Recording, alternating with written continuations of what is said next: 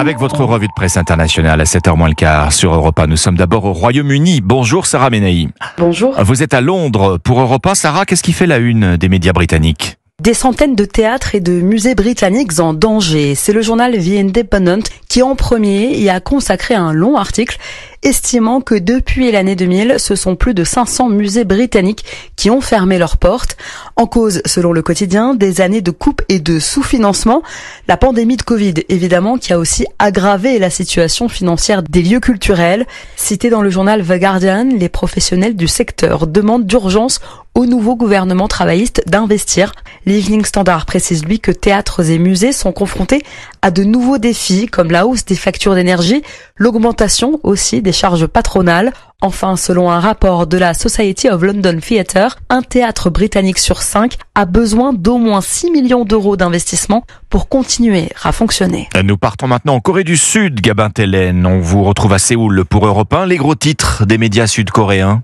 À la une de la presse ici, la Corée du Nord a confirmé le tir d'essai d'un nouveau missile balistique de portée intermédiaire équipé d'une ogive capable de dépasser la vitesse du son, selon l'agence Yonhap. Avec ce premier test de l'année, le régime de Kim Jong-un veut montrer sa force de frappe dans la région Pacifique, comme le rappelle le Korean Herald. D'après l'agence nord-coréenne KCNA, le missile aurait parcouru environ 1500 km avant de s'écraser en mer de l'Est. Si ces informations sont exactes, il s'agirait du premier missile hypersonique nord-coréen capable de couvrir une aussi grande distance. Théoriquement, il pourrait donc frapper la base américaine de Guam dans le Pacifique, souligne le Korea Times. Nous sommes enfin en Égypte ce matin. Noura Abdelbasset, vous êtes au Caire pour Europe 1. À la une des journaux chez vous. La presse est revenue sur la décision de l'autorité nationale des médias d'interdire l'apparition des voyants et astrologues sur les écrans égyptiens. El Ahram prend l'exemple de Layla Abdelatif, surnommée la diseuse de bonne aventure pour célébrité, qui a au cours de ces 10 dernières années fidélisé des téléspectateurs en prédisant l'avenir des politiciens et d'autres personnalités publiques au niveau national et international. Elle est la star du réveillon du Nouvel An. Malgré la place qu'occupe la religion en Égypte, le marché de la voyance, souvent aux mains de charlatans, attire un large public, écrit El Orbor.